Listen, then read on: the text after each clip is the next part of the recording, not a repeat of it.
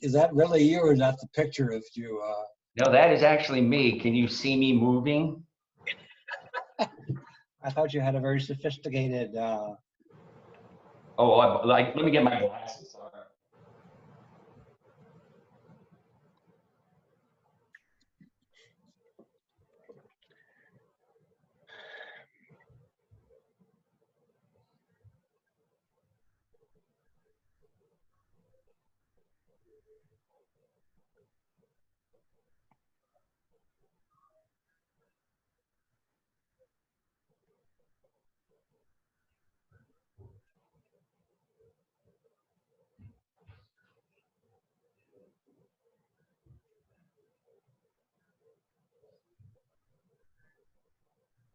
To the flag, United States of America, to the republic for which it stands, one nation under God, indivisible, liberty, just for all.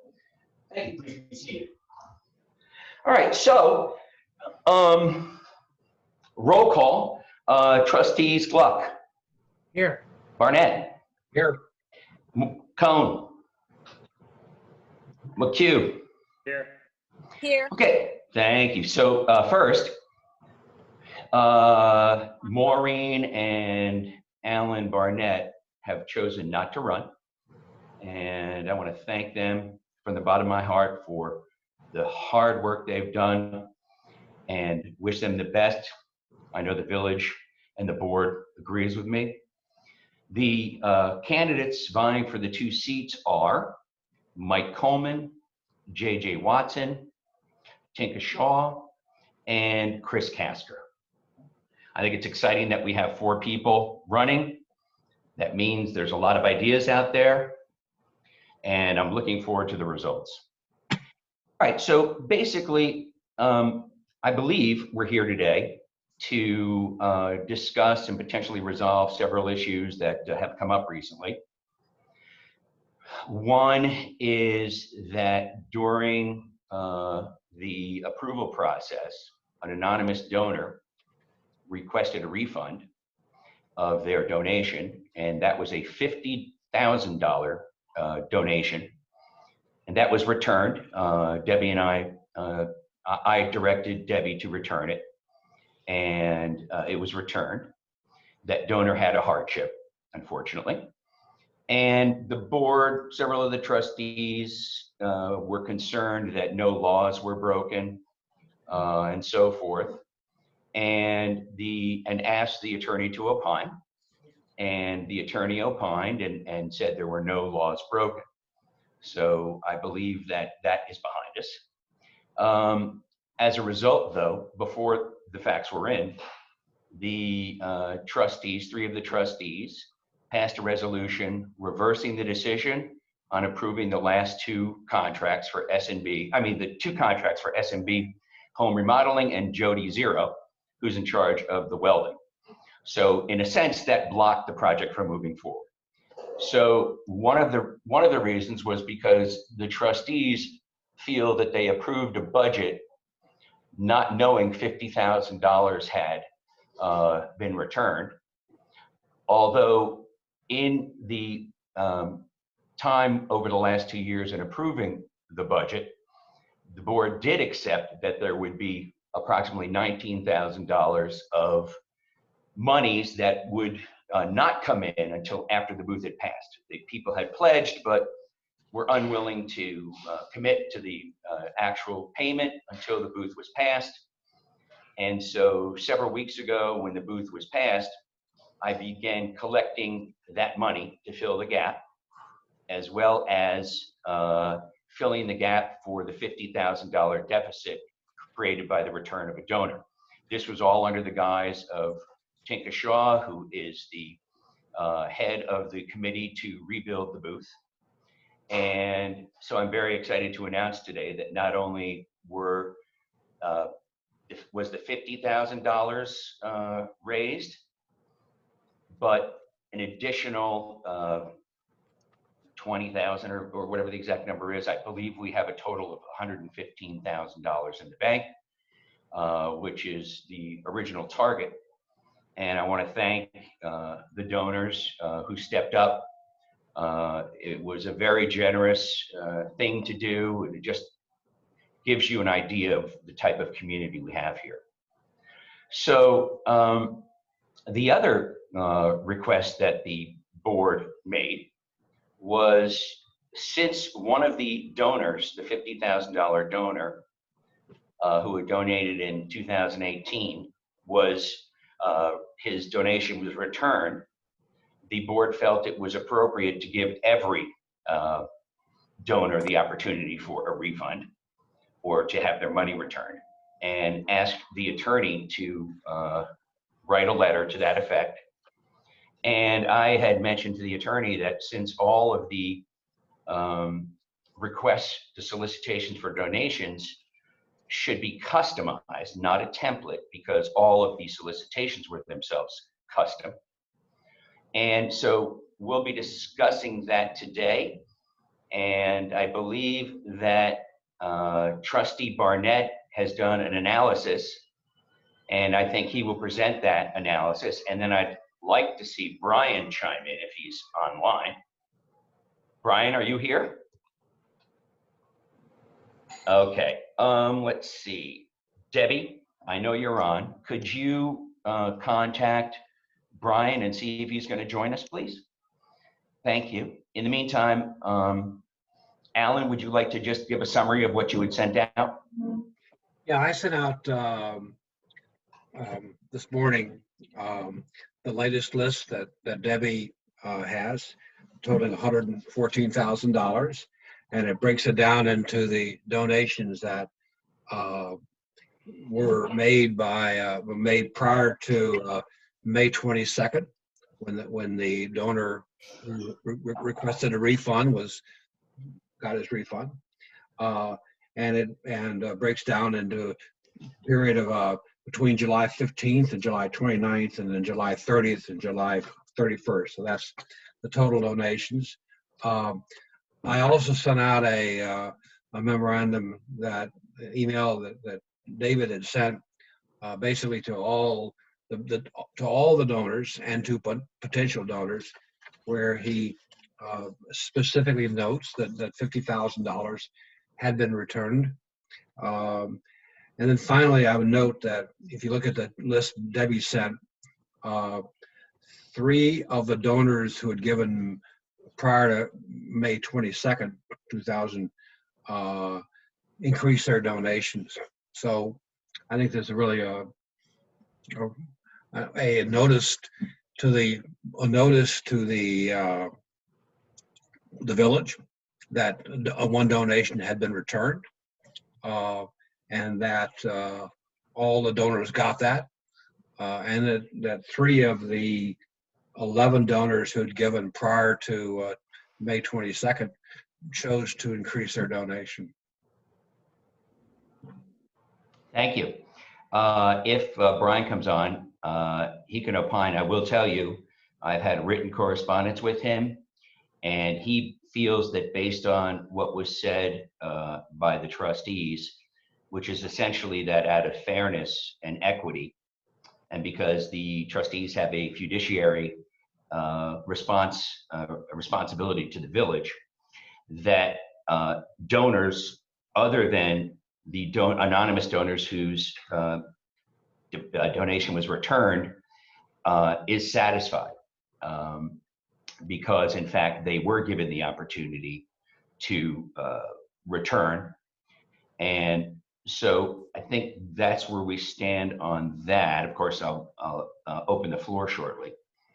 And the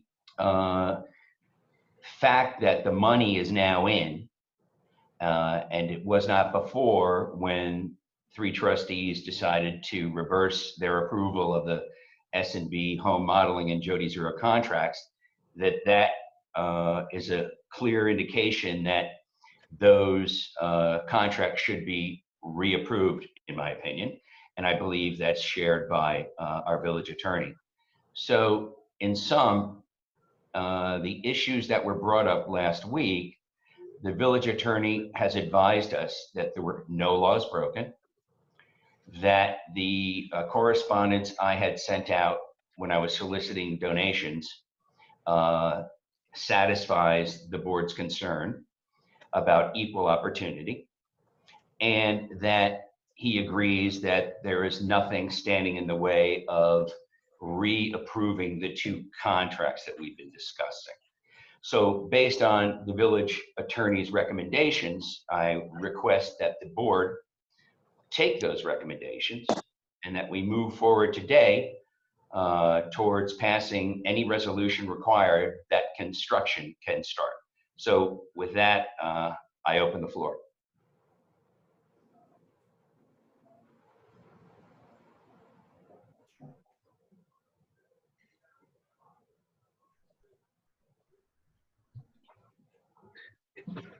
If there's no discussion, then I'm, Is there a motion? what's that? Is there a motion? Yes, I'd like to make a motion that we approve the, that's what I was saying. I would like to make a motion that we approve the contracts and authorize the start of the booth construction. Second. All in favor? Discussion, please. Sure. Sure. So unfortunately, here is Mr. Nugent joining us currently. So I don't understand really what the point of the information circulated earlier today by Trustee Barnett is. I don't think there's any question that we now understand that potential donors were informed of the request for a refund, but that's not the particular issue here, in my opinion. So let's step back and look at what we had. We had a approval process for the booth that followed a structured process.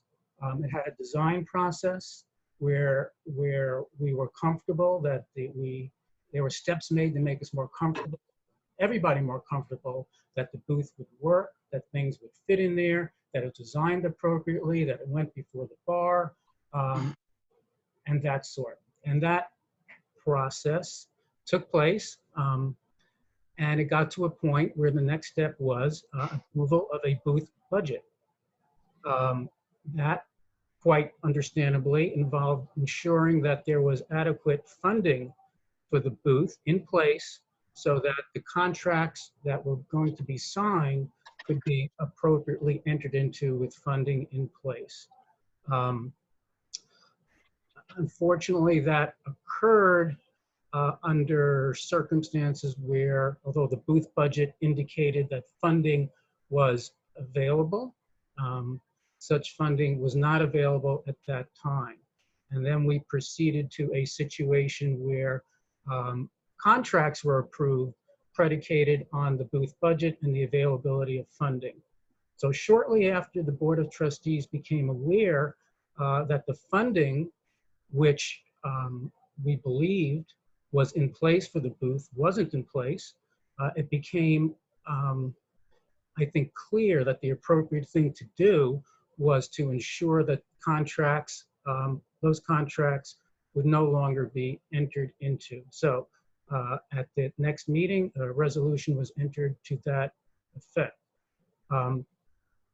So that's how we got there, and we still have this fundamental question of whether it's appropriate to enter into these contracts without the legal assurance that the funding is in place and available.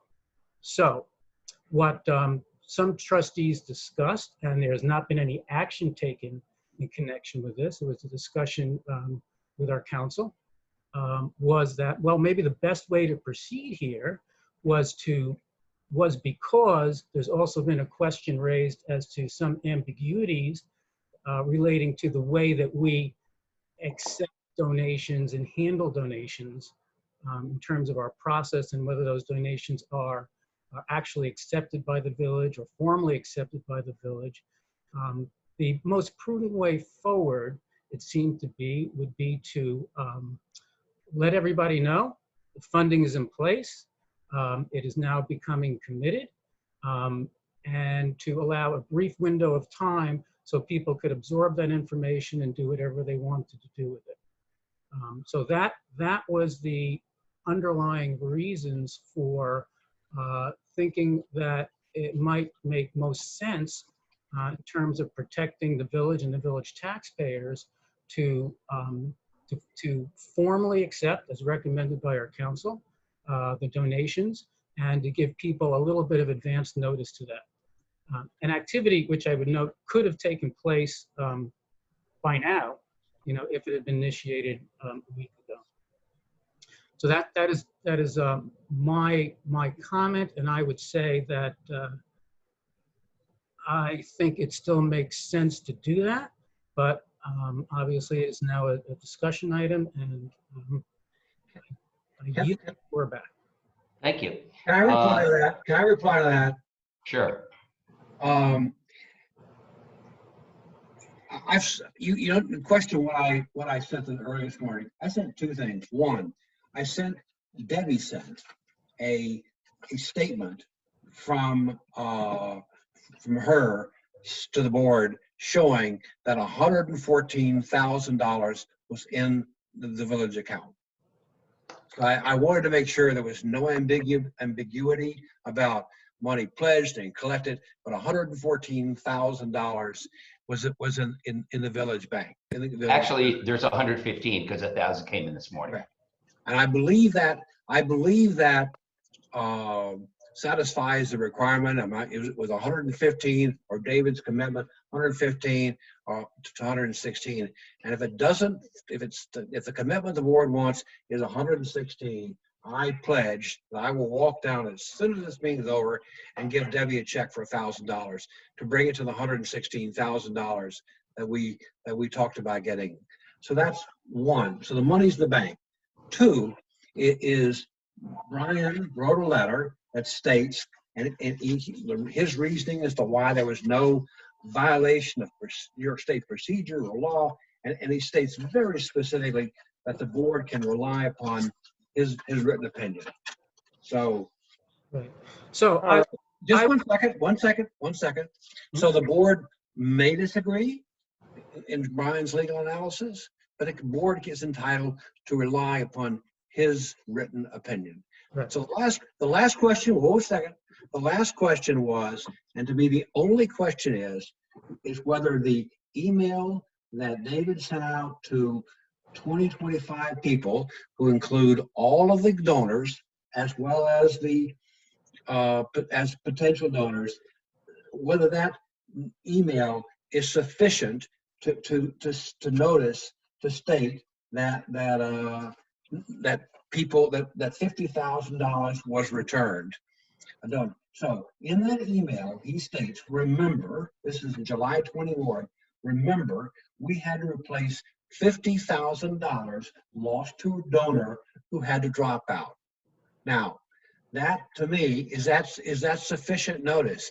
It doesn't say the magic words that any other donor who requested could have gotten a donation, but is that really what we're trying? Is that really what we're holding on? What more do we have to say to these donors? I might want to add that I'm not not a single donor has asked for a refund. So I'm not suggesting in any way, shape, or form that donors should be solicited or asked to refund their money. And I'm appreciative, and as the mayor is deeply grateful for the generosity of the community.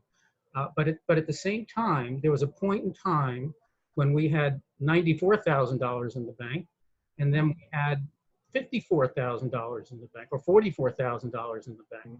So what I think is just prudent and I don't expect any donor to withdraw money, but I didn't expect any donor to ask for money back before. So all I'm suggesting, and as Brian has pointed out, it is a matter for the Board of Trustees in order to decide one way or the other. But all I'm suggesting is that in conjunction with taking the appropriate legal steps which you have not taken before, at least it seems, well, at least there's some question about whether we had taken it before we take the appropriate legal steps to formally accept our donations.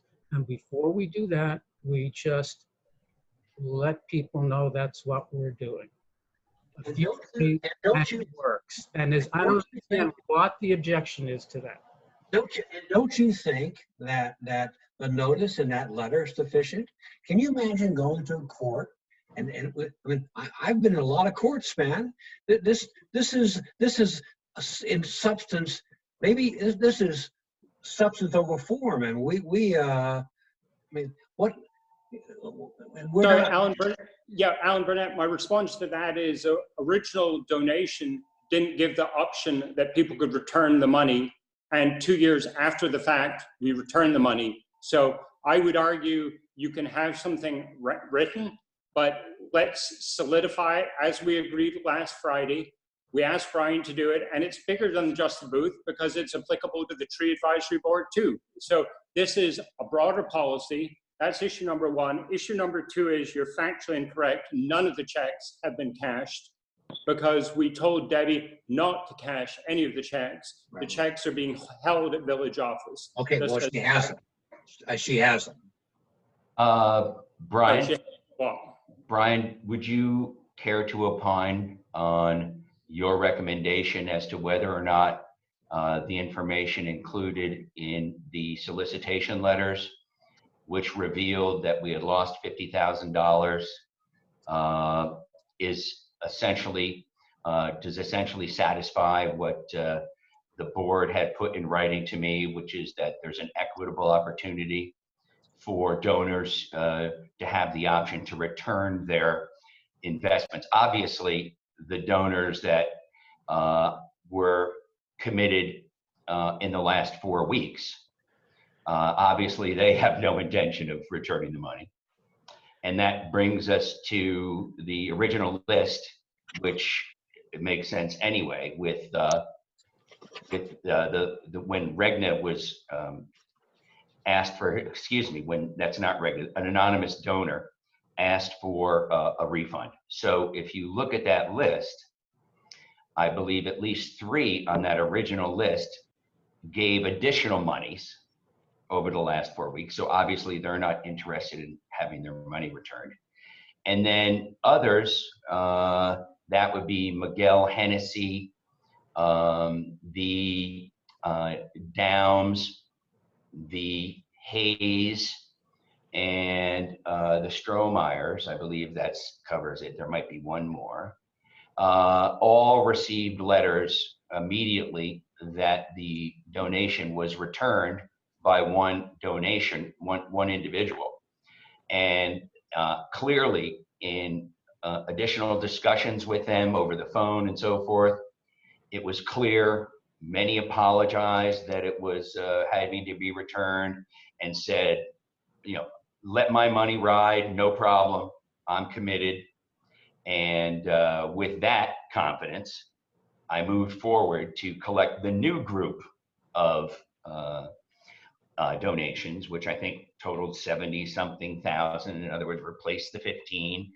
And along the way, every time we got some new donations in, I would submit another email to an email list of 50, which included every donor plus, and stated that we're closer to our goal. Now, last week, now we've collected 35,000 more. We're closer to our goal.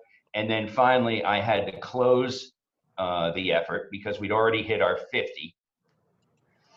So that effort was ended. And not a single person has asked for a donation. So it seems kind of out of the blue that we would then follow up with an email, a letter from the attorney, which is a stamp letter. It's a form letter allowing the donors 10 days to make a decision. When we've already had close communications with those donors, this would come out of the blue and be strange, and also delay the project at least 10 days. So that's. So may I finish, please? Sir. So, Brian, what I'm asking is if you would like to opine on whether you feel it's still necessary to send out a form letter.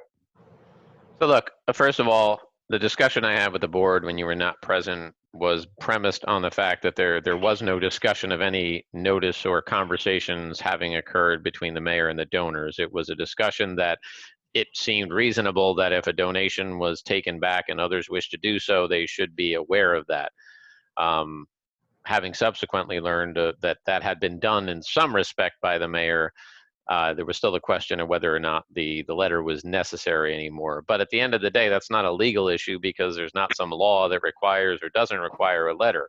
If the majority of the board is going to say that, hey, we want a letter to still go out, obviously they have the power to do that. But you know, the suggestion, and also we need to know who is the letter coming from, because I'm not sure that, you know, was it to come from, obviously it shouldn't come from me, I don't think, or our office. So it either is coming from the Board of Trustees, or presumably the mayor is what I would have thought, since he was the person that kind of, you know, was involved in obtaining the donations in the first place. But at the end of the day, you know, this is a board decision based on the information you have now, that you still want to send a letter and, you know, say, hey, you know, a donation, somebody withdrew their donation and we're moving forward. Do you wish to do the same? You know, that's up to the board. Thank you. I would think that we first would have to agree that it would be, the scope would be limited just to the people that were on the list from 2018 to 2019 when the anonymous donor was refunded. Then we would eliminate the people on that list that gave additional monies, leaving several that were copied on all of the letters in reference to the fact that we had lost the 50 and we were soliciting for replacements for that money. And that would leave probably about, I don't know, 2 or 3 people. And then if a letter, I mean, again, a template would not satisfy a matter of courtesy to the donors because each one was customized. Now, as an alternative to sending out the letter, I think that 2 trustees, myself and Barnett, after this meeting, could call them and ask if they would like a refund.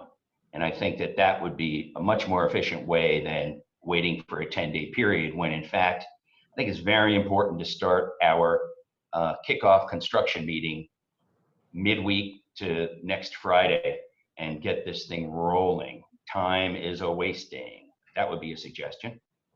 Mayor?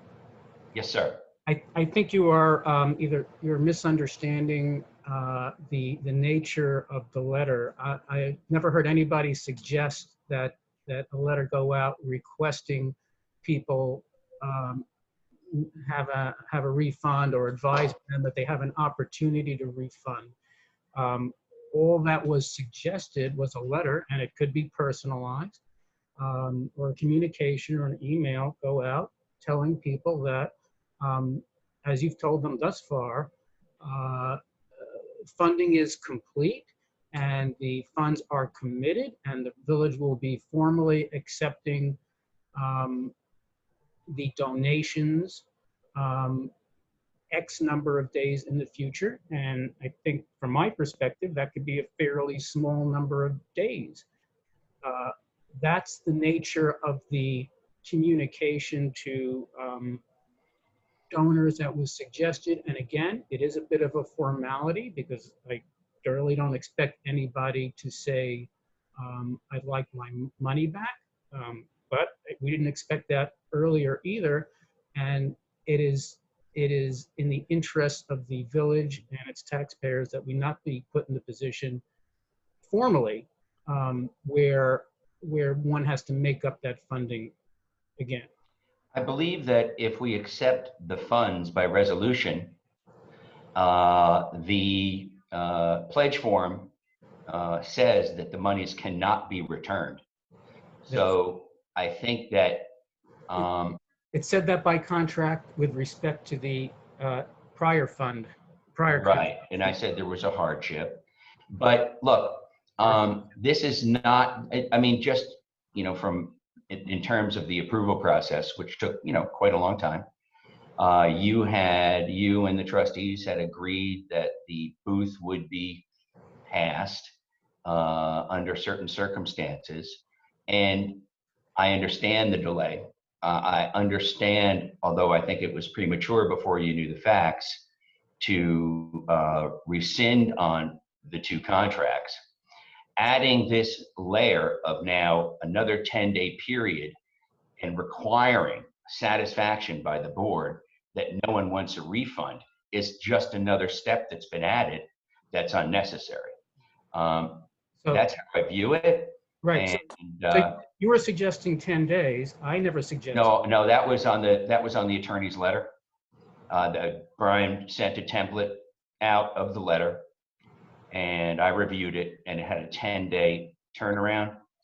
Whether it's a 1-day turnaround or a 10, it seems very awkward and out of the blue for donors who have committed completely to this project, old and new, to then receive a letter out of the blue from trustees saying, are you sure you want to keep your money in?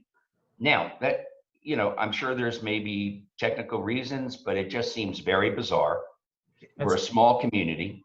And all right, so that's my point. So let's get some other opinions, if there are any, from the other trustees. Yes. Yeah. Sure. Go on, Alan, you first. Yeah, I mean, there was a board meeting held last Friday. 3 things were laid out for the attorney to accomplish. 1 has been achieved. The one that was achieved, I'm still a little bit baffled about, since the interview that was requested has never been undertaken. So I don't know how he can give a qualified opinion on something without interviewing the candidate. That being said, what the request we had, I don't think was remotely unfair, given this refund was asked for in April. The board did not know about this refund till July, after the booth had been approved, which was disingenuous at being the kindest way of putting it. So I don't think this is unreasonable. I completely agree with Paul. I think it can be a short and sweet letter for Brian. We asked for a short and sweet letter. We're not trying to make it onerous, but we're also trying to fill a void in our policy and procedures going forward, because it's not only applicable to the booth donations, it's potentially applicable to the tree advisory board and any other donations we have in the future. So this is it's being clouded in a discussion on one thing when it's a far broader implications.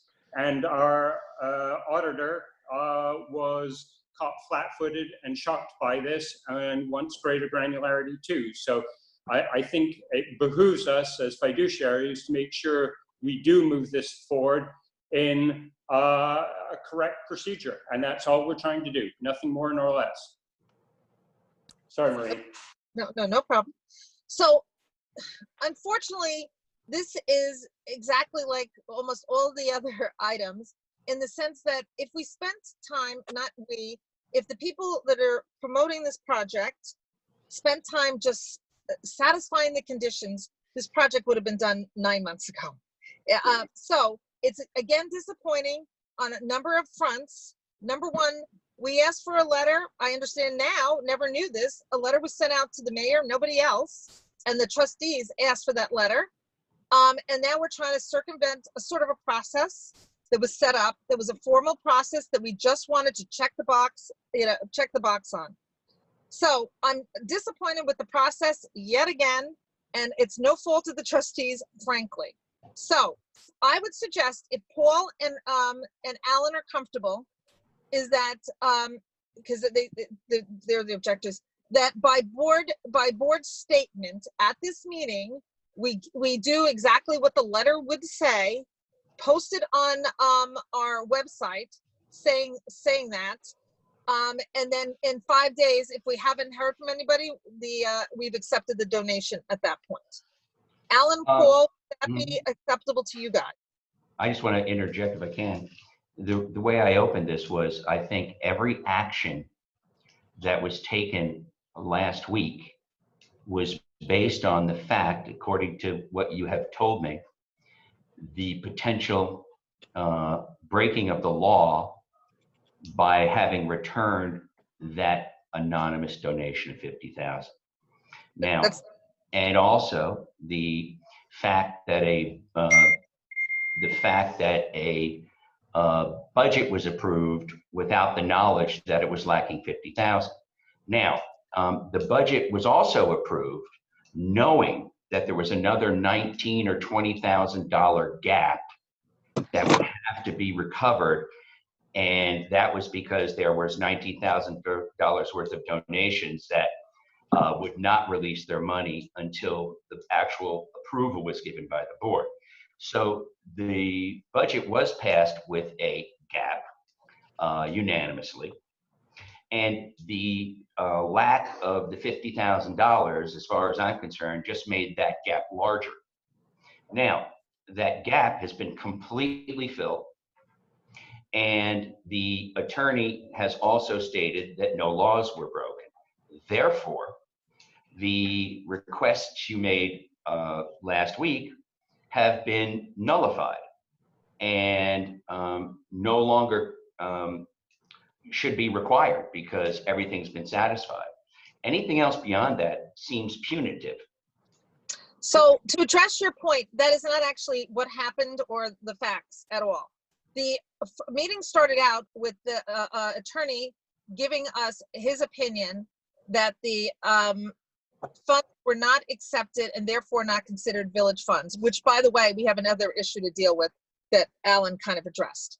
After we said, great, that's great news, could you just put that in opinion?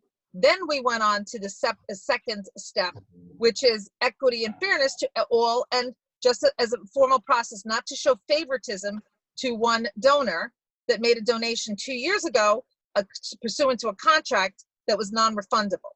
So that's how the process went. And regarding the budget, your letters to donors, by the way, said that the funds for the booth are fully supported by donations. There's actually an outlay, just as a technical matter, an outlay of village funds. That's number one. Number two, the pledges, we acknowledged that some of the conditions for the pledges was that everything approved and work get started. So therefore, we were comfortable taking that type of risk for the village, at least I was. We were not comfortable, and great news that we got the money back. We were not comfortable until it was satisfied that as fiduciaries of the village, that we would be able to go forward without getting that $50,000 gap closed. That's the only gap that we were concerned with at the time. So that's the facts. What I suggest that we try to truncate this conversation, truncate the process. Alan and Paul, would you be agreeable to what I suggested, which is that making notice by this special meeting, put it in on the website, giving people 5 days, at which point we're effectively saying the donations are accepted and therefore non-refundable. Paul, would that satisfy you? I don't even, from my point of view, I don't even think you have to go that far a notice on the website is fine.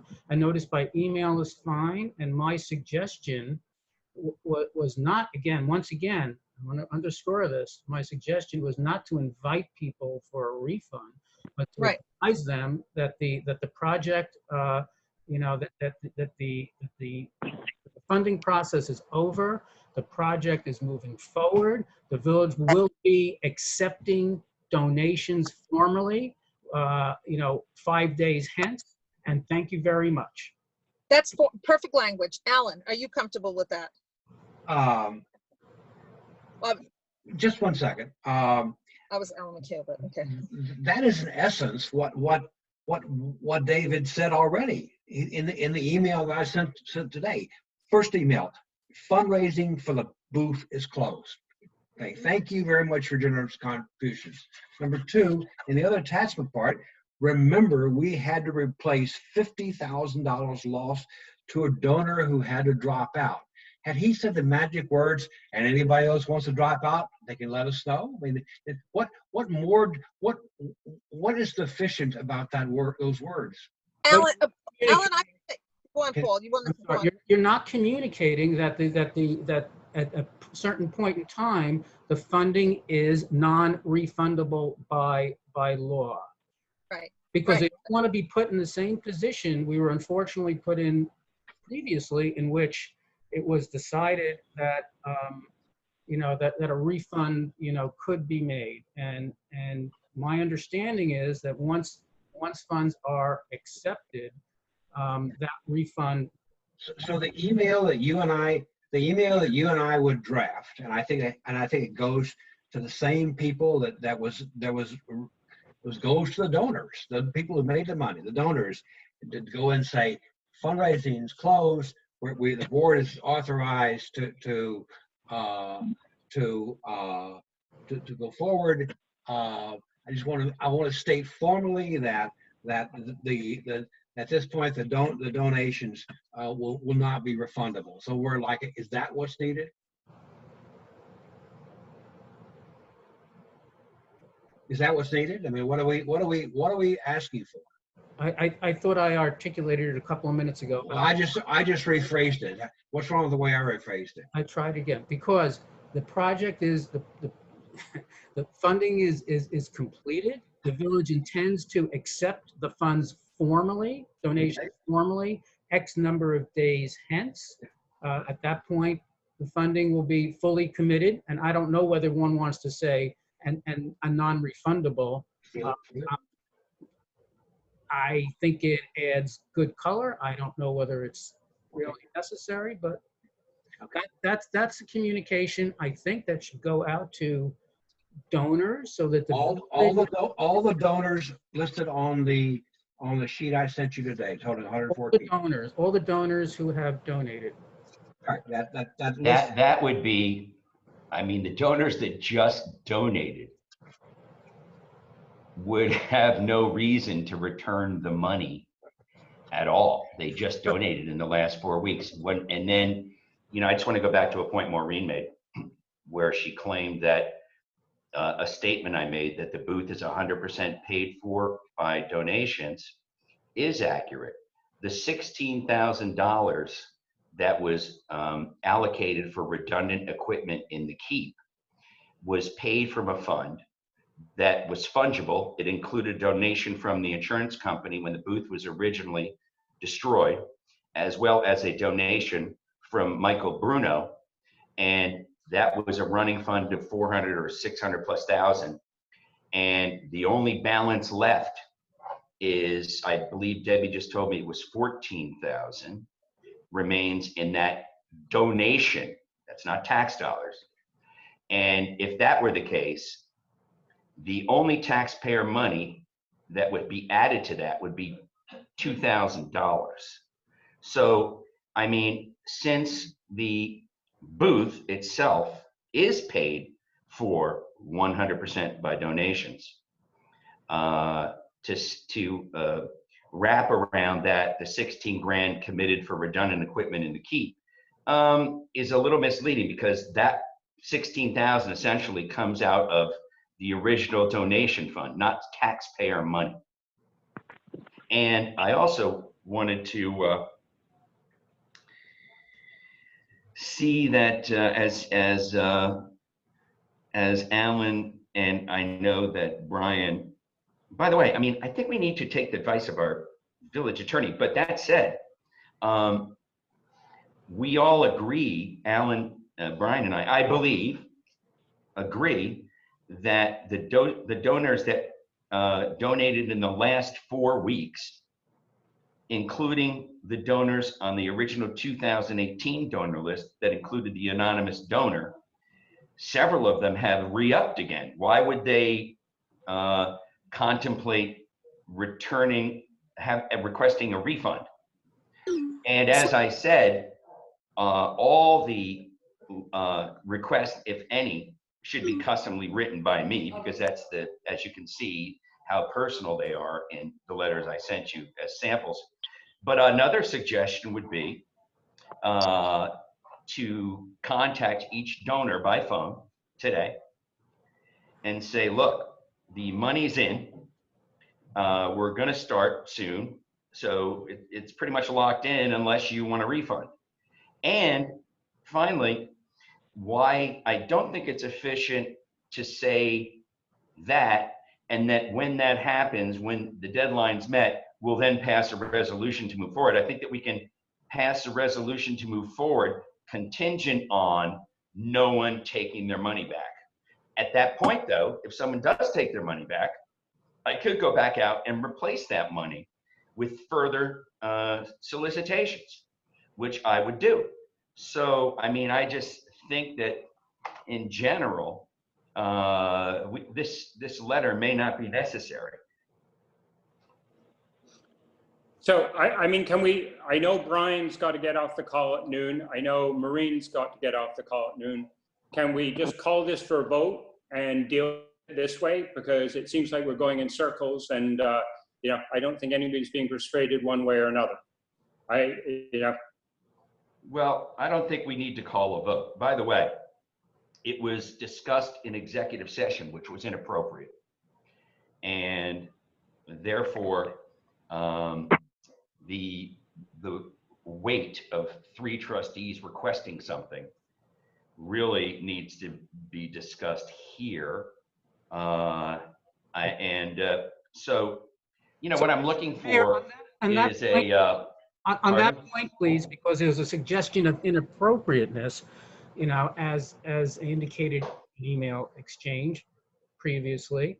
That particular conversation took place in executive session as part of an attorney-client call, which we were talking with our counsel about the appropriate way to proceed given certain legal considerations.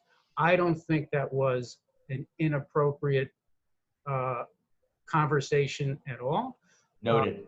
And I would just suggest that we not wander afield and let's get done what we can get done here. I mean, fair enough. I mean, I would say this whole conversation and requirement is wandering afield. We have the money. It's been proven that nothing illegal took place. It's time to move forward, pass those, repass those 2 agreements, and I can start my construction meeting. Okay, so this is the point that it appears we're all that is being missed. Paul is saying, and I agree, that in order to close the matter out about donations, to make it village assets, to protect it against somebody asking because of hardship or otherwise a return of deposits at some point in the future, we want a formal process that basically says we're accepting the donations on X day. Thank you very much, blah, blah, blah, blah, whatever. So we're putting a concrete date to basically say, you know what, if you needed the money back at 2 years from hence, we're committed, we're going forward, you really can't get it. That's really the point of it. That's it. Forget about violations of law. Again, that was irrelevant to this point. So there's a motion on the table, but I would ask that it be amended to, and we can do this today, and we can do it as with approval that if we don't get anyone asking for a rescission of their donation, that we go ahead. But what I would say is just send an email or put it on the just send a standard form email from the board. Really simple. It would have been nice to get the letter from Brian, so we had a base, but that obviously was blocked somehow and didn't get to the other trustees.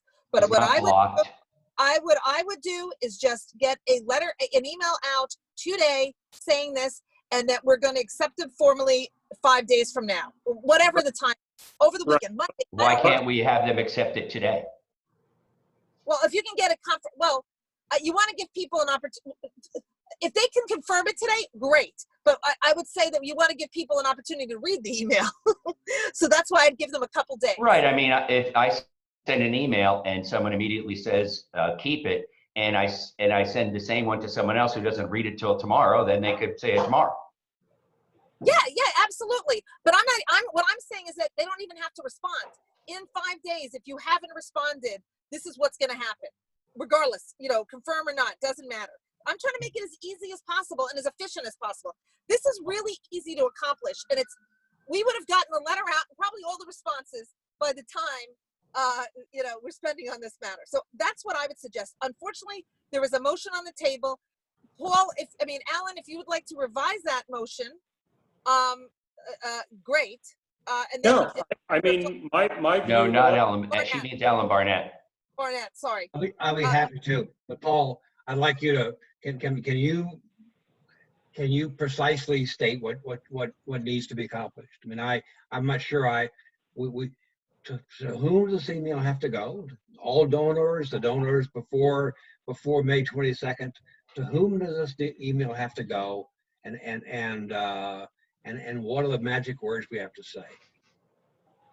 Here's a suggestion. Email to all donors, and just by way, I don't know that you have to send out individual emails, Mayor. You sent us all samples of emails that were sent to the entire group all at once reporting on the progress of donations.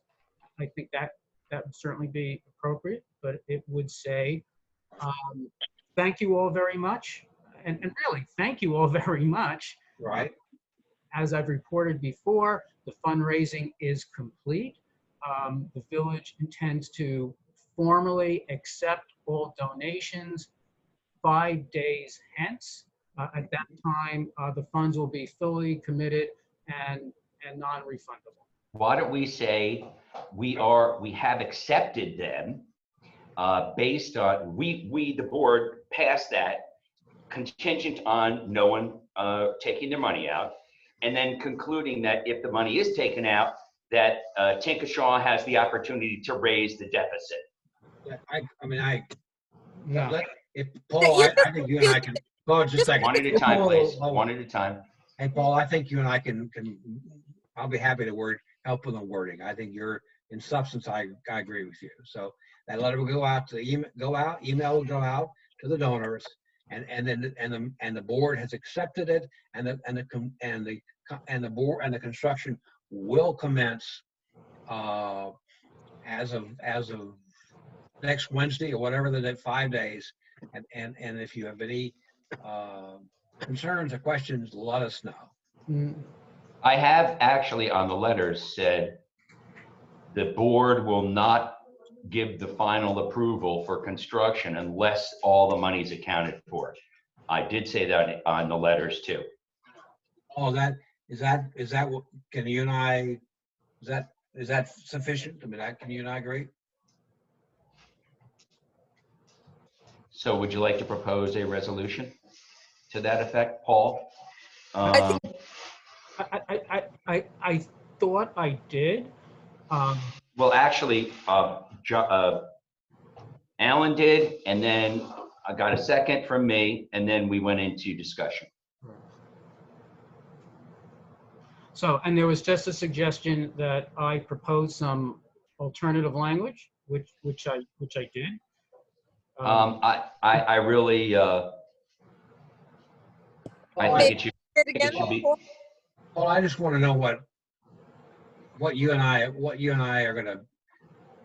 I want to know what you and I are gonna try to pursue, and I want to make sure the rest of the board agrees, so that once we do it, this issue is closed. I also think it's extremely important that Tinka is involved. Right. Let's speak now, forever hold our peace to this thing. Is that so? So can you? Sorry, I'm still at a loss why we're scrambling around for this. We asked Brian to write a letter. Once just let me finish, Alan. I give you the decency of that, so you can give it to me. We asked Brian last Friday to write a letter to this effect. We, as of yet, 1 week later, have not received it. We are not to blame for the delay in this. It was a simple request to close this out because it applies not only to the restricted donations with regard to the booth, it applies to all donations to the village, and that's what we're trying to do. So it's clean and simple. I would far prefer if we got Brian's email of whatever he drafted, and I accept David's advice. Brian's our lawyer. Let's listen to him. Let's not us create a draft memo. That's mine. Just to be clear, I drafted the letter. I sent it to the mayor because I presumed the letter would be coming from him and he wasn't at the meeting. So I wanted him to see the draft and then I intended to send it on and say the mayor was on board with it.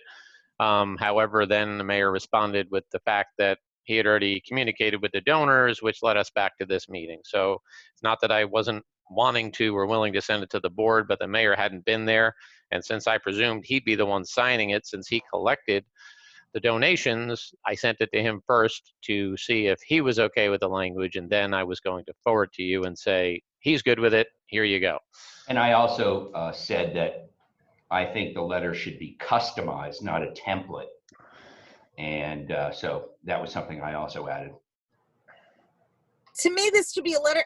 Okay, this should be a letter from the board to the form letter from the board. Let's make it simple. Get it out today. Let's get the ball rolling. We don't have to. This we're talking about tweaking things. It's very simple. Paul said what the letter was. It goes a form letter to each person from the board, just saying exactly what he said. Period. There really needs to be nothing else. It's fairly simple. We're talking about smart people we're dealing with here. It's very simple. Let's get it done. Let's get it done now. Paul, I agree with the language you suggested on the letter. It should go from the board and should go out today. Plain and simple. Let's get it done. Everybody, come on. Let's just get it done. Paul, are you okay? Yes. Alan McHugh. Sorry. We Alan don't Burnett. have any draft document. I mean, is Paul going to write up, send it to all of us, and we go fine? I mean, Well, actually, I'll write it up and you guys can kick it around. I think Paul stated it. Let's not spend any more No, time on sorry. Who's going to write it? Alan Burnett doesn't understand what Paul is saying. Are we just going to say, Paul Gluck, we trust you, you'll write it, and you'll pass it by the attorney to make sure the attorney has no legal problems with it, and then David can send it to the respective donors? Yeah, I'm not going to take Paul's template. I'll write it and let Brian look at it, and then he can send it to everybody. Okay. That sequence is fine too. Okay. All right. So why don't you guys make a resolution? Alan, you have to rescind your resolution first. And whoever would like to put it of the three trustees, please do. All right, I'll take a crack at it. But Alan, I guess the first thing you have to do is rescind your resolution. I rescind it. So I'd like to make a motion. I'd like to make a motion that the donors, I'd like to make a motion that the board express gratitude to the donors on the traffic booth for their donations, and that the donors be advised that funding has been completed and that the village intends to formally accept all donations within the next 5 days, after which donations will be, after which the funding will be fully committed and donations will be non-refundable. Second. All in favor? Aye. Discussion? Yes.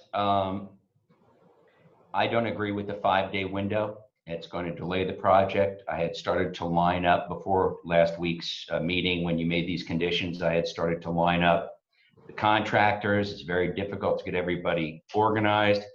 I think 2 days is more than plenty. Everyone's home. And anything else is just punitive. Okay, I'm willing to say a Monday morning. Wednesday morning. Monday morning is good. We have a weekend here, right? You're gonna. Yeah, no problem. Monday morning is good. It's noon on Friday, and you're giving people notice to do something by Monday 9 a.m. Yeah. No, Monday at the end of the business day. Is that a problem for you? I'm sure you could do that if you had made a donation. You could make up your mind. I second Maureen's amendment. Monday afternoon. Monday close the business. Monday close the biz. Aye. Well, if you want unanimous approval, I would do Wednesday close of business or Wednesday. I don't care about unanimous. I haven't had unanimous approval for anything but the last vote in 2 years. But I agree. Alan, your vote? Alan Barnett? Close of business Monday is fine. All right, Yes. that's on the table. How about Maureen, Alan, and Paul? Maureen, to you, it's your motion. You agree? I'm okay, close the business Monday. Fine. The ayes have it. Okay, now, Maureen, do you have anything you want to discuss about the temporary restriction? Yeah, not in 1 second, but before I do, just to close out on the last matter. Mhm. So, Brian, I sent you an opinion. I sent you a comment. You sent it back to me. I didn't have a chance to thoroughly review your comment about your opinion letter, but your opinion letter does not say the funds were not considered village assets or are considered village assets, whichever it happens to be. The reason I care is because that could be important to the accountants. Because as you know, for the last 2 years, however long it's been since we've gotten each of the donations, the funds have been included in restricted village accounts and listed on our financials and in any filings with the state controller. So the accountants are going to want to understand whether or not they are village assets or not village assets. So that's why I thought your opinion did not say they were village assets. So I was hoping that they were in fact village assets so that our financials would not have to be revised, because again, it's been included for the last couple of years in village assets. And I think that's an important thing that we have to clarify from this whole matter. I think that can be done by an interface with the accountants. Yeah, and I any agree. questions they have, they can follow up with Brian. Yeah, I don't think that's a legal determination. That's an accounting determination, and what you're classifying as assets. My opinion says they were not expressly accepted, the donation, which it was not. And, goes on to say that there was no violation of the statute. When you look at all those elements, I don't feel comfortable giving an opinion on whether or not at that moment something is or isn't a village asset, because that's an accounting term that should be done by an accountant. You can look at my letter and they can make that conclusion, but I don't think I should be making that conclusion. Well, you do, right? Because that is, having done quite a few intersections between law and accounting, often law relies on accounting. So all I'm asking is from a legal perspective, are they considered accounting? Are they considered village assets or not? I know, but you guys are split on that. So I say they're, whether I say they're not, you guys are still, some of you say, well, we talked about it, therefore it's an asset. You never formally accepted it. So that's all I can say. I don't know if there's a definition in accounting for what's an asset or when it becomes an asset. Right. That's not your issue. The issue for you, that is the accountants to determine clearly. The issue for the lawyers, for you, is to determine what you had told us before, as I understood it, was that in order to be considered village assets, it had to, and I specifically asked this very direct question, in order to be considered village assets, are you telling us it has to be formally accepted? And the answer I thought you said was yes. And I said, great, put it in the opinion letter. That's all I need to know. And there's no violation as a result of that, frankly. So the accountants have been spoken with, and I think, and Alan McHugh can probably shed more light on this, I think they were interested in understanding the legal construct of it. And that obviously drives many accounting issues. Right, Alan? and I did say they were not expressly accepted. So if that's the conclusion that they're not an asset, that's been covered. They weren't accepted. Okay, the point is, from a legal perspective, are they considered assets? You had told me, us, the trustees, that they're only considered village assets if formally accepted. Is your opinion changed on that? Fine. No, I don't think I said specifically with the term the village assets. I said if they were accepted by the village, then you would have to go through your typical policy in order to expend those funds, requiring vouchers and board approval. If I got into a definition or said village assets, I don't even know if I would use that term, because to me that's an accounting term, and I don't know when something officially becomes an asset. If we have a situation where a board discussed monies that checks were cashed and money was in the account, but they weren't formally accepted, I don't feel comfortable saying that. I'm sure I'll be glad to discuss with the accountant, who can ask the questions in order to make that determination and tell them whether or not it was a village asset. But my opinion was whether or not there was a violation of statute, and there wasn't. I don't even know that it hinges on whether or not they were village assets. It's just that they weren't accepted, and I don't think there was any knowing distribution of village assets contrary to village law 5-524. And that only speaks of claims. It doesn't speak of assets. So that's why I don't feel comfortable intermingling whether or not something's a village asset into that opinion. Okay, I need to think about that. I might have to follow up with you on it. Okay. All right, so thank you, Brian and Trustee Cohn. Let's move on to, I believe, Maureen, you had some discussion you wanted to bring up about the temporary restriction on commercial vehicles. Yes, but unfortunately, I only have 5 minutes. I apologize. So I'll just tee it up and see if there's appetite for this. What I would propose, the delivery schedule up to, the restrictions on deliveries up to 5 p.m. was a temporary restriction. 6 p.m. No, it was. If you're in before 5, you can deliver up to 6 p.m. Yes, so you have to be in before 5 and out by 6. Correct. So the bottom line is, there's been there's been delays in some deliveries, some important deliveries, and I think Paul can. I'm going to ask Paul to give his personal experience in a second, but this is other people have had this experience, and I understand.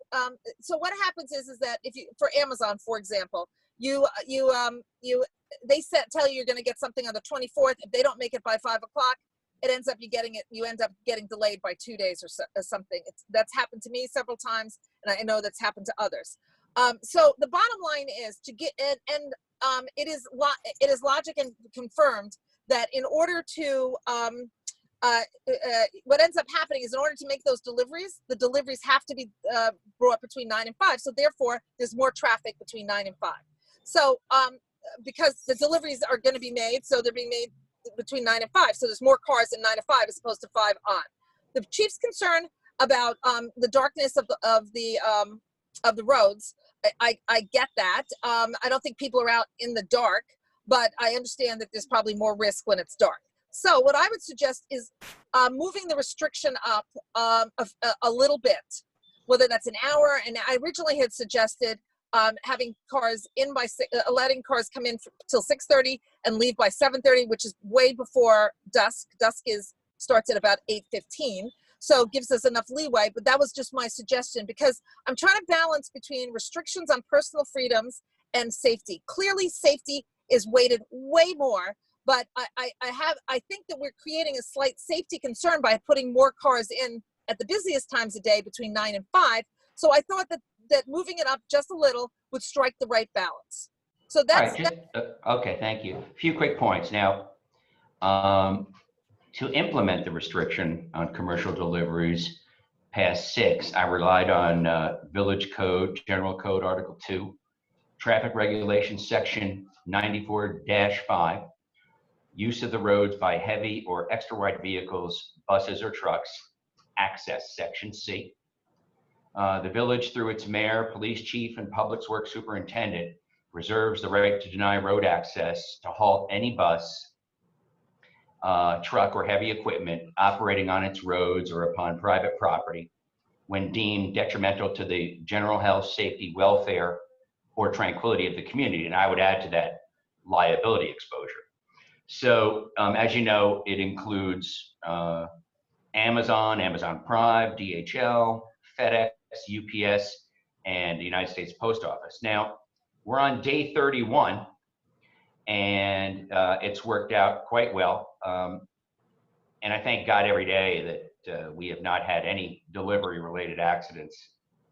The policy is succeeding. And as most of you know, the chief and I both suffered tragic loss of family members. And the pain that comes with that is not worth the delivery of an Amazon package, especially when a resident, when they order a package, has an opportunity to fill out a delivery request form and can simply state, our gated community does not allow vehicles inside past 5 p.m. And you also have the opportunity to cancel Saturday or Sunday deliveries. Now, we all share the responsibility of road safety. And I think the residents, therefore, have a responsibility to make sure that their packages are not delivered after 5 and to restrict them to be delivered before 5. And finally, of all of those delivery services, Amazon Prime, Amazon, DHL, FedEx, UPS, and the United States Post Office, we've had less than 10 requests for exceptions, which we give at will.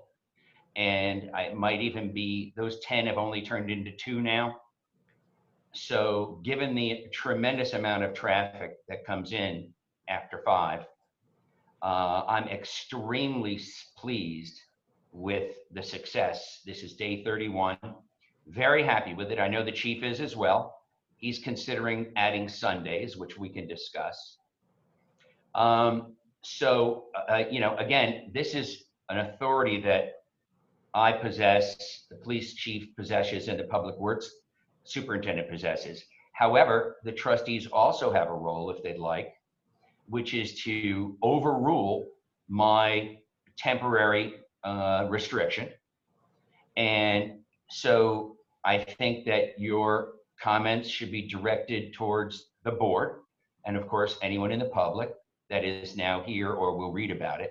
And if you decide that you think that the restriction should be changed by an hour, then you should do that. And so I offer that to you now. Okay, so just to be clear, the one incident that was a near miss, it was very scary, right, occurred during the day.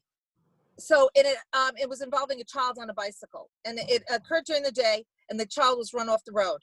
So I guess what I'm saying is that please consider the illogic in the restriction, because we are now putting more vehicles in the park during the day. So what I'm suggesting is give a breather, or give a little bit more timeline in the evening to allow some more vehicles to come in the evening to do deliveries, so that we're less burdening the vehicles that have to come in during the day. It's simple logic. It seems fair, and I think it actually enhances security, because logically, if the vehicle can't come in after 5, they're going to have to come in between 9 and 5. So the same number of vehicles are going to be coming in a shorter period of time. So that's where I'm coming at, and I understand your authority and our authority, and all I'm trying to do is strike a fair and right balance that balances safety and restrictions on infringement on personal rights. And again, I think it promotes safety versus, hurt safety. And so that's basically it. And I'd ask Paul and Alan if they've got anything to share on these points. If nobody agrees with it, I'll drop it. But I think it's logical, and I'm surprised people don't see it. Thank you. I don't accept the premise that there's more trucks during the day, and I think that's evidenced by the data that the chief has. I'll let him speak for himself. So I don't agree with that premise. But as I mentioned in many emails to you in the last week, I'm not going to change it. So if it's going to be changed, it's going to be changed by the trustees. Okay. I really have nothing more to say on that. Paul and Alan, what are your views? So I have an observation, a couple of observations. First, one from personal experience, and this really just relates to Amazon, because I think it's a different animal than the Postal Service, UPS, or Federal Express, where packages come in chunks at a particular point in the day and then get distributed. I had an experience with an Amazon. Well, it does include them because they all can't come in after 5, if I may. Right. That's right. So what happens is UPS is able to deal with that because they get those deliveries for the day on a truck, and that truck goes out. Amazon's a different animal, particularly with Prime and next day delivery, for which is a service that they offer to people, and some people buy that service. On Douglas, they have deliveries coming in all the time to their distribution centers, gets on a truck, and those trucks go out continuously. It's not just a route like the UPS driver. So what happens with Prime packages, you could very well have something go to their local distribution center, get there at 4 o'clock. You'd normally get it that same day, but you won't. You won't get it because it won't be able to get on a truck to get into here by 5, right? It could get in the 6 o'clock truck, but not the 5 o'clock truck. So what happens to that delivery? So my particular delivery, what happens is it gets bounced out of their normal delivery system, and after a certain period of time, it gets put on an additional vehicle, and not necessarily one of their vans, I forget what they call it, but they supplement their normal deliveries with other cars that come into the park in order to get that thing done. So I'm sensitive to, and I'm kind of in agreement with Maureen's observation that this in some ways may very well increase traffic in the park. Secondly, I heard the reference to exceptions. Hopefully, I think the chief is on. I asked for an exception and was told I could not have one because exceptions were impractical, because you can't have an exception for a single vehicle coming. You're not going to deliver to a person one off. Correct. So did you fill out the delivery instructions that the truck had to be here before 5? did I? No, because that would interfere with my ability for next day deliveries, because stuff, as I said, in the Amazon stream of things comes in on a sequential Yeah, basis. no, I understand. I believe that you were inconvenienced, but I don't believe that outweighs the potential for a pedestrian getting killed. And That's simple. Chief, would you like to, since your name was invoked, would you like to make any comments? Am I unmuted? Yeah, you're good. Okay. All right. So as far as the exception, we had no exception list because, number one, I received 2 phone calls since we enacted this. 2 phone calls I received requesting that we allow the delivery in. And I communicated that with our front desk, our front gate, and they happened. They were like one-time things. Since then, 2 people have requested to be put on an exception list for all deliveries. Anytime there's a delivery, they want to be on the exception list. And it happens to be 2 trustees. Those are the only 2 people on the list. So I created a list. You're both on it. It's at the front desk.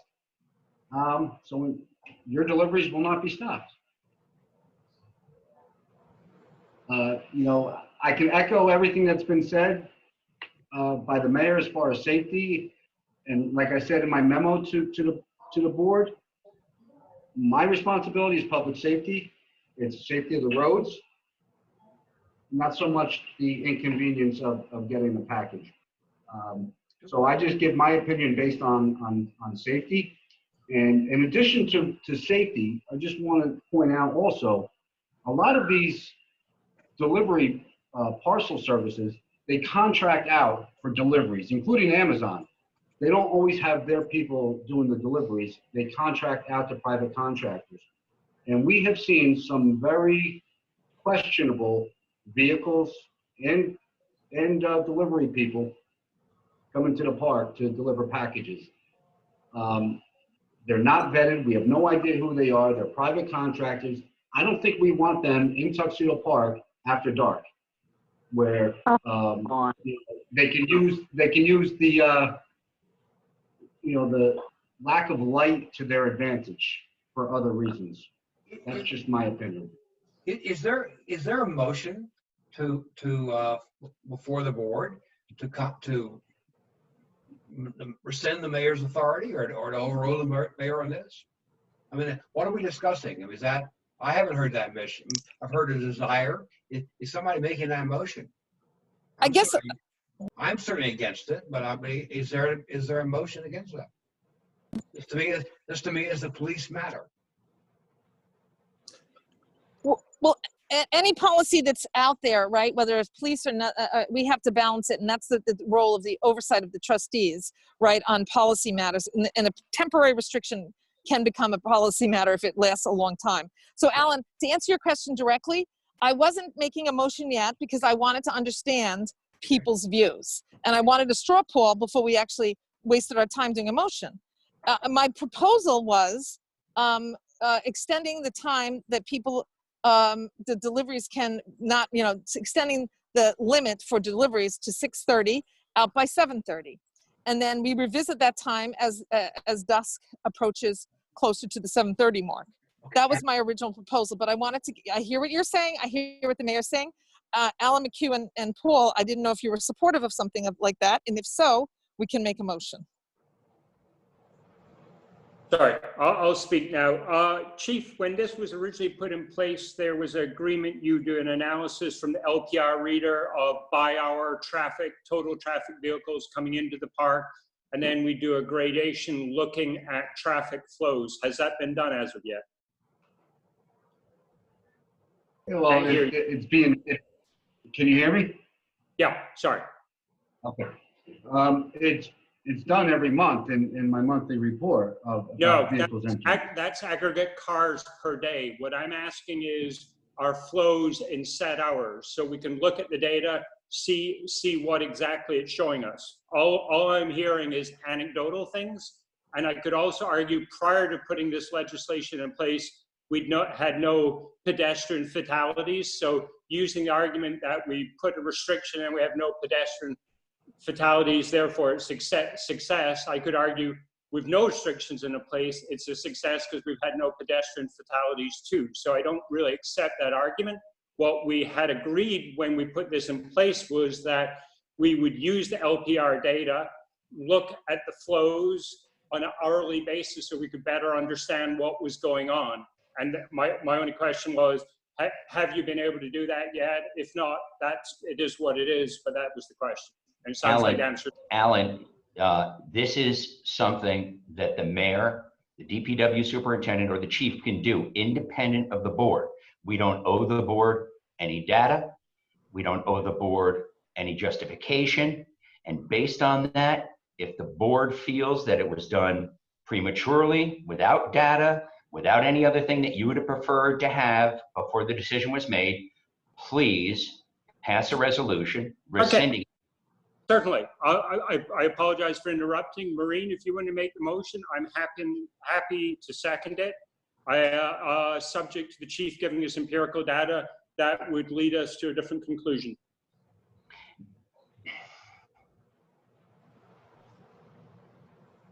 I guess the answer to that is no.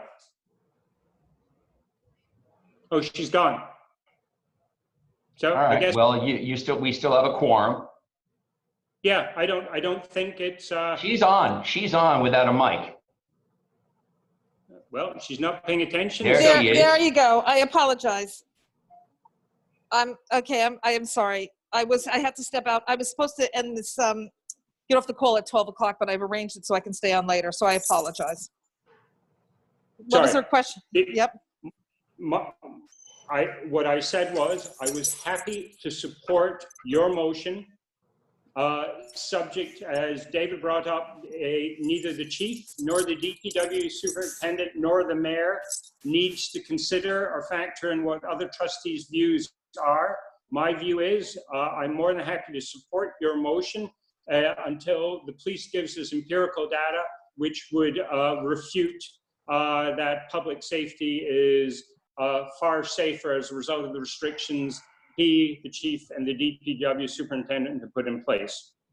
So if you want a second with regard to moving it by half an hour or an hour, I'm happy to do that. That's all. Okay, so I will ask for discussion.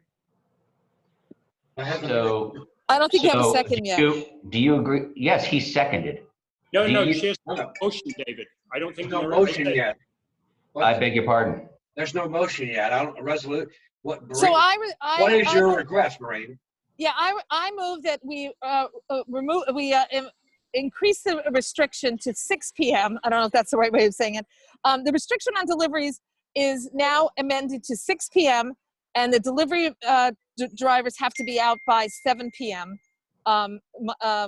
Any day that there's a restriction. So that's, I think, Monday to it's 7 days a week right now. Okay, so I'm moving it from 5 to 6, out by 7 as opposed to 6. Monday through Friday, or Monday through 7 days a week? The current restriction, I think, is every day during the week. So it'd follow it's the current Monday through Sunday. So it's 7 days a week. Correct. Yeah. So the restriction would follow the same thing. Okay, Alan, are you ready to second it? Sure. Sorry, I'll second that. Now- All right, I'll offer some discussion. I just analyzed the data from the Weewa Beach Club based on who comes in on weekends and how many cars. And this information was given to me by Jen Darling, who's one of the managers. And when I added it up, so far on the Causeway, on weekends, we've saved 180 something trips, round trips, maybe, not round trips, 186 trips, people coming in and people coming out that would have been on the Causeway. So to me, that's a big win. That's 188 potential confrontations with pedestrians. It is a fact that there are people walking around from 5 till 9. I pass them all the time. I know that the chief has been informed by his officers that people walk around during that time. A single delivery truck during that period presents a danger. Preventing those trucks for those 3 hours even decreases danger further because it eliminates whether it's 3, 5, 10, 15, or 20 vehicles. And they're not just going back and forth from the Weewa, they're going all around the village. To even decrease it 1 hour increases danger. And I do not believe that the inconvenience of a package is worth a life.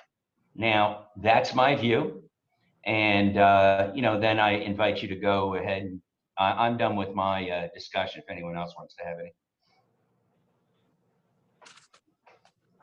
So I'm not suggesting that we're balancing a package and a life. Again, remember that these deliveries are being made and they're being made to 9 to 5.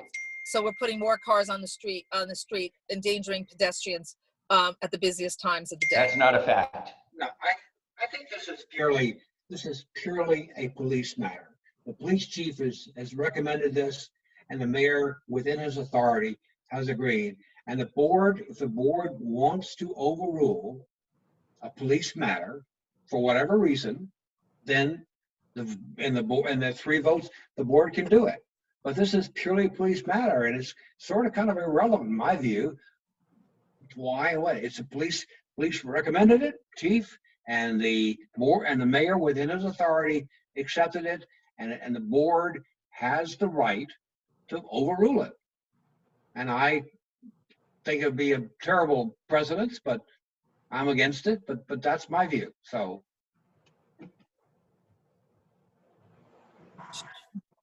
shall we call the vote? Yeah. Okay. All right. Oh, do you have some comments? Yes, please. One other comment here. I hate to make things more complicated, but I just ask whether there's appetite for putting in the restriction on Sunday that the mayor referred to at this time, or do my colleagues on the board who wish to amend this policy want to keep the 7 p.m. policy in effect for Sunday as well? I do know that the chief recommended yesterday that we close off Sundays. And if the chief recommends that, I would accept that. If you want my input, I wasn't a fan of deliveries on Sundays, and I'm not a fan of package deliveries on Sundays, so I'm in agreement there. I'm in agreement as well. It's consistent with my approach to safety. When the streets are populated, very populated, which Sundays happens to be, we may want to restrict deliveries. And I think also, just as an aside, we need to get this exception list better broadcasted. And also what you exception list from the village to the delivery companies, because I don't think they can accommodate an exception list. But also there is the ability, as you pointed out, Mayor, for residents to say no deliveries but between these times. However, again, putting it between 9 and 5 puts more cars on the street. It is illogical to assume otherwise. Logical, but it's not true. Okay. So anyway, I'm not going to Let's debate take it to a vote. Sorry, are you going to amend your motion and Yes, remove? my motion. Well, the other option, Alan, is to drop the motion, and then I will add to my order Sundays. Well, my motion says, which you were opposed to, letting drivers come in until 6:30. Or 6 o'clock, excuse Yeah, me. no, I'm not going to budge. I've said it numerous times. Yeah, So I So can't, if you want to change that, you have to do it by resolution. And then, of course, I have the option of a new order tomorrow, yes, but, which Okay. could be 5:01. right, and you're approaching having a burden of proof, because you can't, unilaterally. I have to have no burden of proof. Yeah, I challenge that, so. Well, you can challenge it, but Well, it's the really law silly says and a waste of everyone's time. This could last a few more weeks. We have to wait and see what the new normal is. People have gone back to work. There are more cars and less pedestrians. We could be heading towards that. To have now spent almost 2 hours plus at least a half day of riding back and forth is such a waste of time over a half hour where we could have been doing other things. I just think it's a silly thing to do, but it's Well, really up to the board. It's thank up you to for the your- board. I'm done. I'm done. Thank- Good. Who's Thank going to take a call on this so it can either be put in motion or tabled and accordingly? I amend my motion to say that we restrict deliveries on Sundays. And we allow deliveries up to 6 PM on weekdays, out by 7.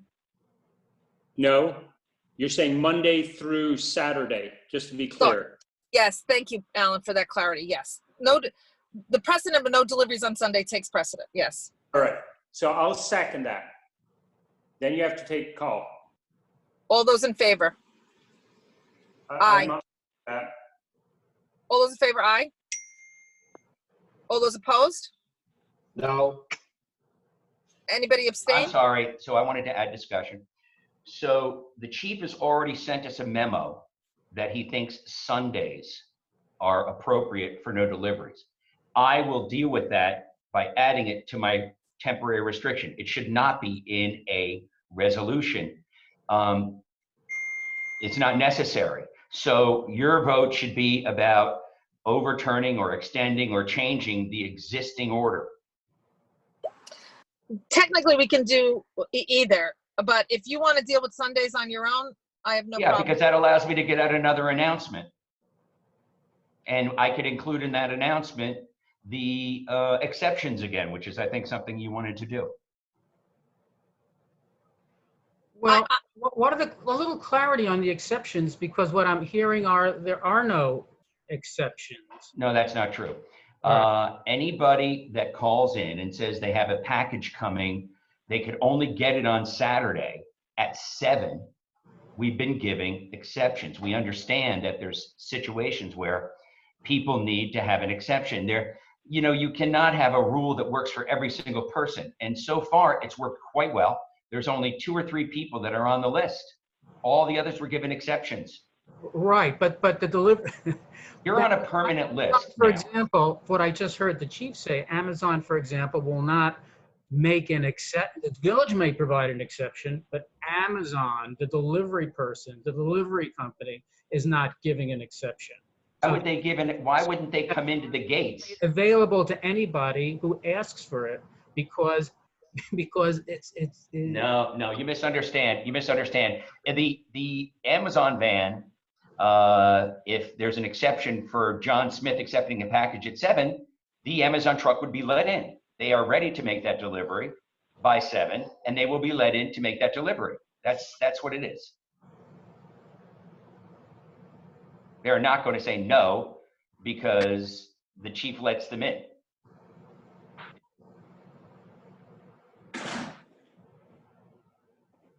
Okay, so where are we?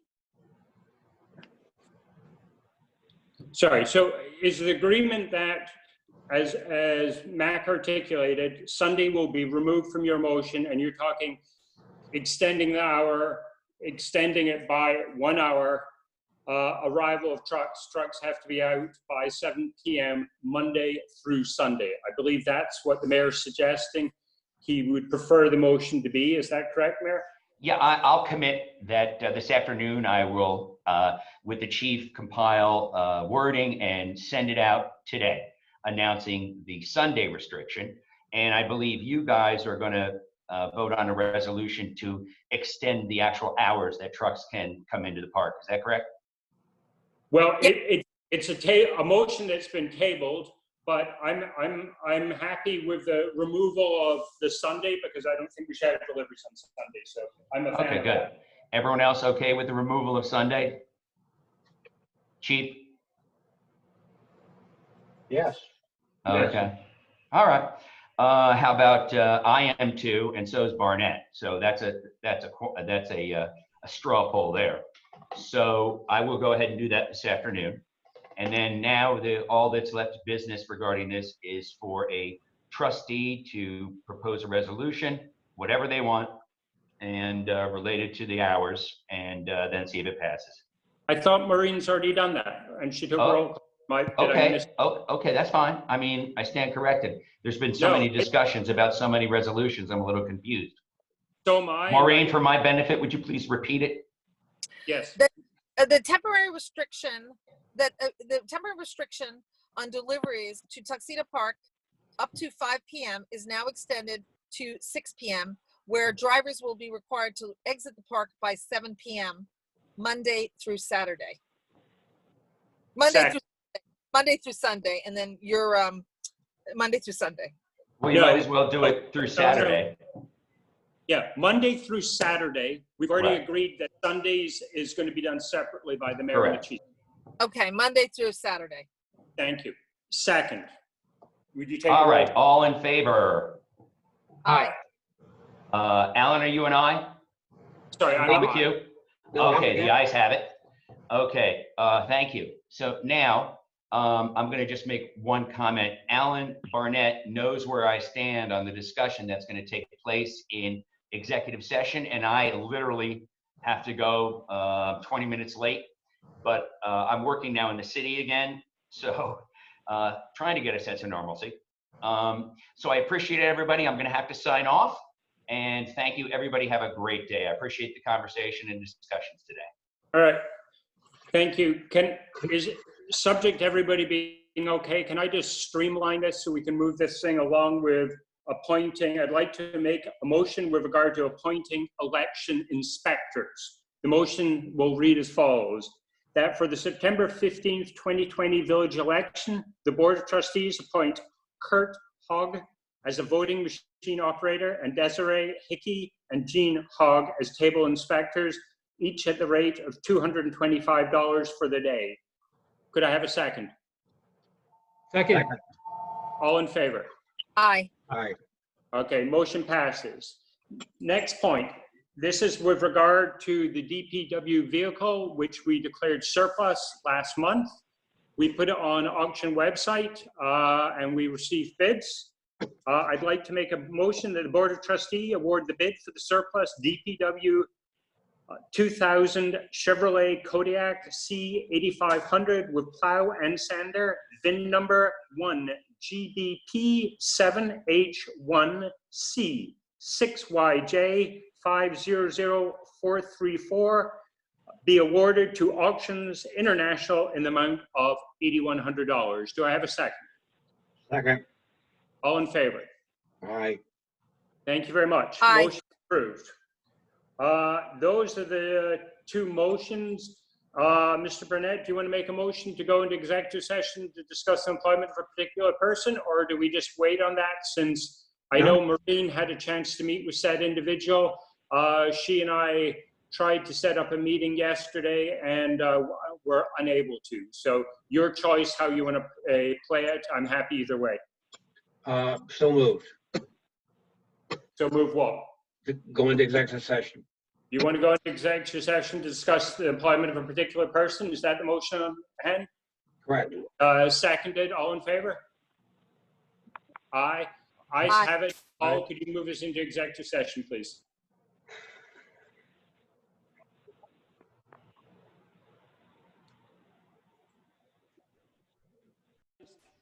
Thank you, everybody, for your input today. I'm here.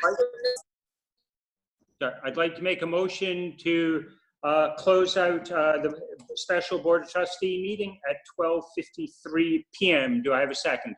Second. All in favor? Aye. Motion so moved. Thank you, everybody. Appreciate it. And we will tentatively be looking for executive special meeting next Monday with regard to employment of a particular person, and that will be posted on the village website, hopefully in short order. Thank you.